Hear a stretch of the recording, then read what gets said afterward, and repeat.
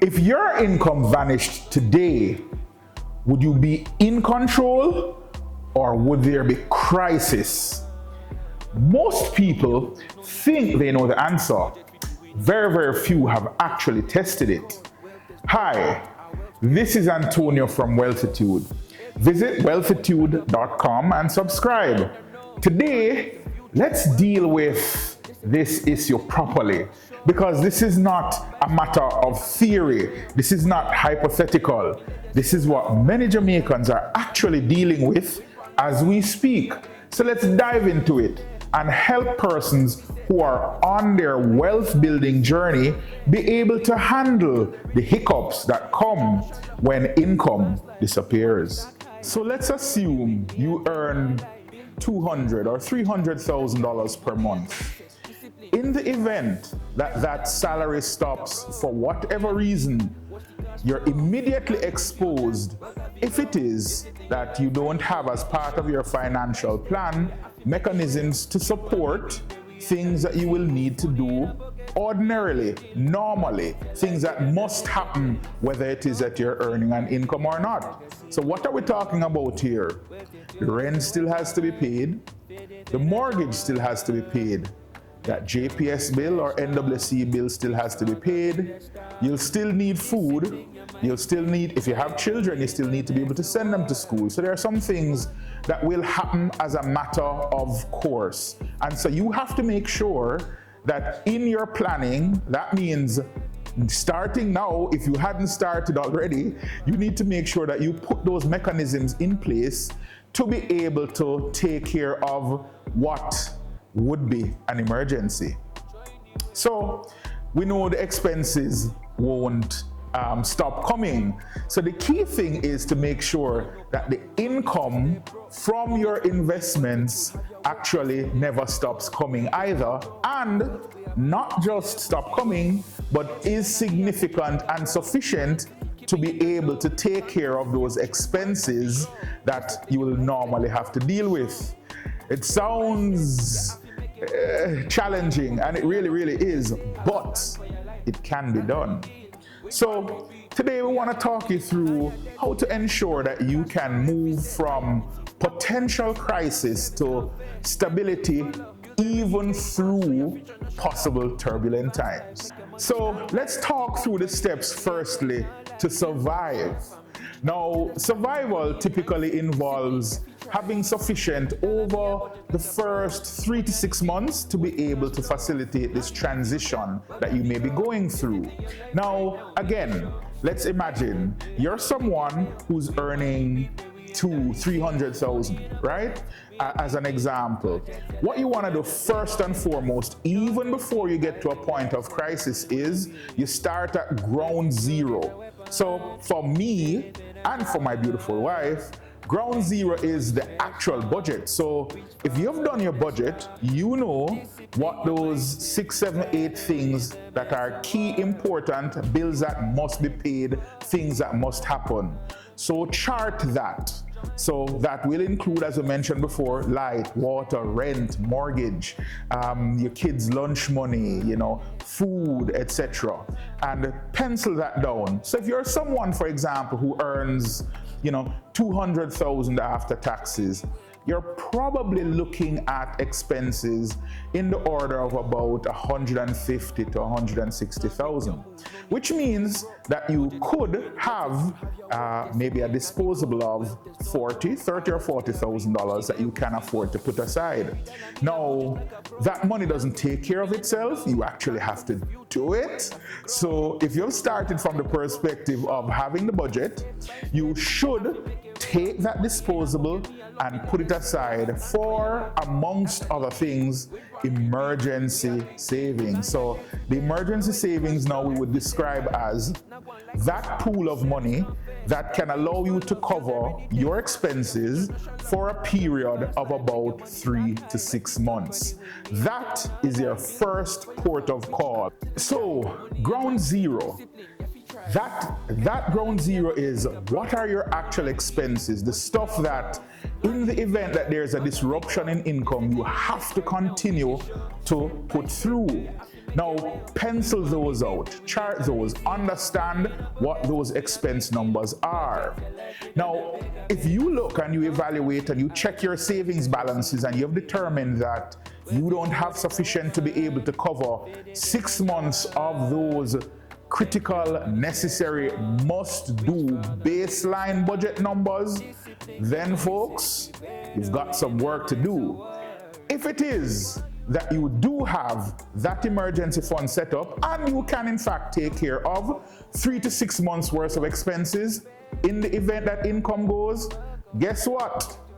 Tick for you.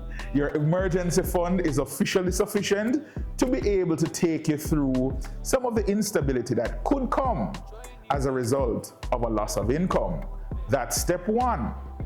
Now, say you've established your emergency fund and you now have sufficient. So this means, let's say for example, someone who earns 200,000 or let's say 300,000 and their expenses, monthly expenses are say 220,000.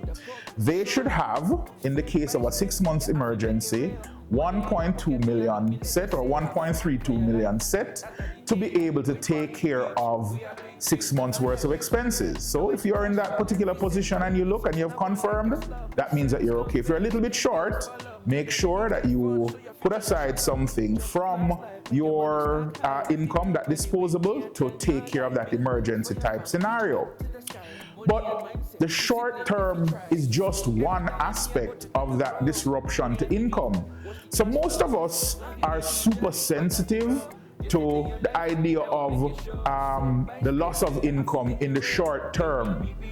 But how many of us actually think about the longer term component of this? What if you have lost your primary source of income and you now are looking at a situation where you perhaps are not likely to get something, get a job, get a work, get a hustle, whatever it is, however it translates to you, and you now have to depend on those assets. So here is where the importance of things like long-term planning and specifically retirement planning really does come into effect. Now, most people think about retirement planning as like something that somebody in their 50s or 60s really ought to be concerned with. But actually, that's so far from the truth, it isn't funny. Here's why. Part of, at the heart of retirement planning is actually the whole issue of ensuring that when it is that you stop working, or whether by choice or not, you are in a position to be able to preserve the life that you would have become accustomed to. So that means through the build-up in your assets, via the various tools that you use in your retirement planning toolkit, you're able to generate an income sufficient to support the life that you'd have become accustomed to living. Again, sounds simple, but it does take quite a bit of planning and purpose to achieve.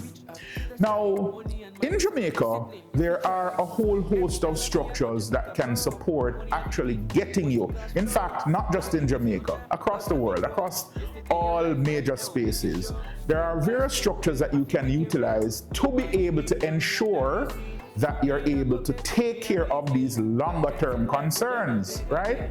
So let's break it down. Okay, so first and foremost, we have things like, approved retirement schemes. So that serves as like the bedrock, the foundation for that much longer term structured approach to your financial planning to take care of actual income replacement. So how do these things work? Well, they're fairly simple.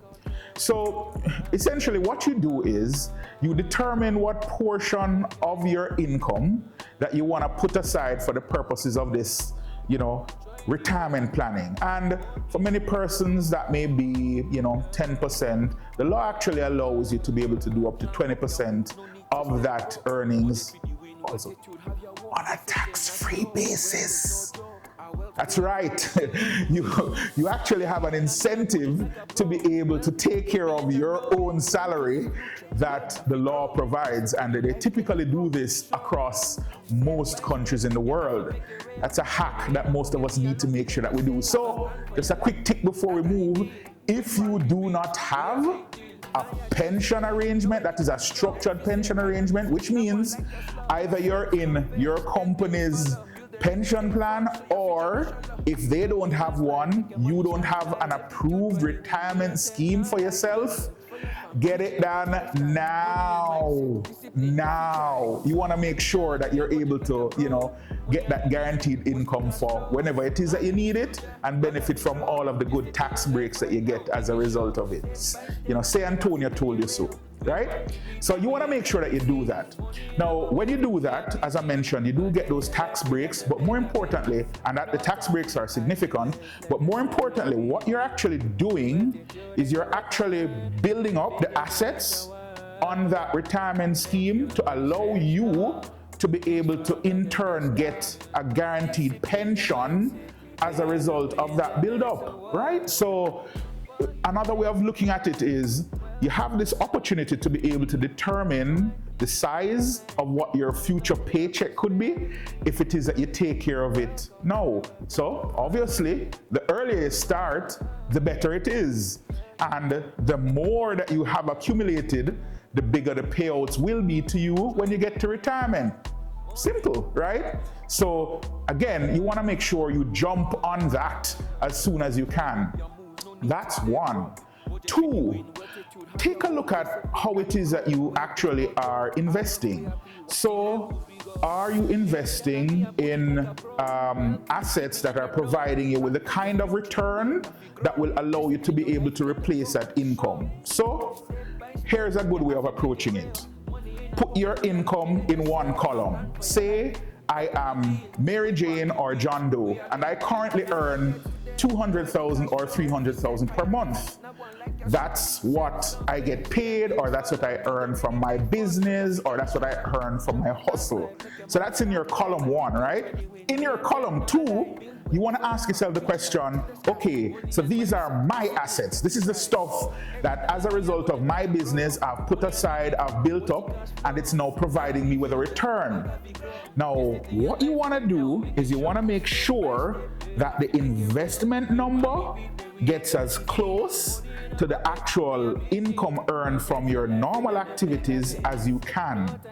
The closer you get the investment number to the earned number, is the greater the degree of control that you will have in the event that the uncertain things happen, right? So many of us have seen things like the coronavirus. Enough people lose their work during that.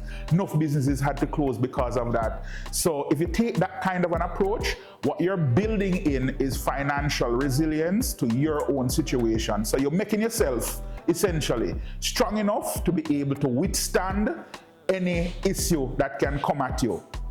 See what I'm saying? All right. Now, your income figure, maybe the income from your investment figure, will be driven by, one, your ability to be able to put aside enough money from your disposable and then invest it to be able to generate that return. That's one way of doing it. The second way is utilizing credit to be able to get the asset to be able to provide the return. Now, you have to be very careful about making sure that you achieve the right balance when you're using your credit. So you want to make sure that where it is that you are using credit, you're doing a couple of things. One, you're trying to ensure that the asset that you acquire is sufficient, the returns that you get from that asset is sufficient to be able to cover that monthly payment, so whether it be a mortgage payment or a loan payment that comes as a result of your using the credit to acquire the asset. That's one part of it. The second piece of it is where it is that you have that positive cash flow from the investment itself, invest that cash flow to allow you to be able to pay down that credit over time. Now, the beautiful thing about paying down that credit over time is you're actually widening the difference between what you get as cash, as your net cash flow. So, difference between what the asset is providing versus what you pay out as expenses, right? And as the years go by, and as you execute on that strategy, you will find that you'll get closer and closer to your actual earned number as you pay down on that credit, and as you make sure that you do those things to allow you to lift the yield on the actual asset. So that may be, if it's the case of, for real estate, for example, adjusting your rental rates. In the case of other assets, really the pay down that occurs as a result of clearing that credit is what will provide that additional gap between what you earn and what you're paying for the respective asset. So it does take some time, but folks, that's why we're here. We're here to be able to guide you through how to make all of that work, even if it is that you don't have the biggest money in the world. Because as I shared with you before, the key to building wealth is around doing these things not on an ad hoc basis, but consistently, month by month, week by week, day by day. And you'd be surprised as to the impact that each consistent item or piece of behavior will have on that portfolio over time. So here's a reality most people avoid or may not necessarily be as aware of as they could be. Income loss is not rare. In fact, it's inevitable at some point. There are changes that come as a result of economic downturns, business downturns, unexpected disruptions, things changing for all sorts of reasons. Lord knows, within the last 10 years, we've been able to experience that across the world and locally in ways that every single person can understand and realizes. So the issue is, let's not, be afraid or, have a panicked response to it, because everything, if we prepare properly enough, is manageable. So the question is, if income loss happened today, are you in position to be able to handle the possible chaos that could come?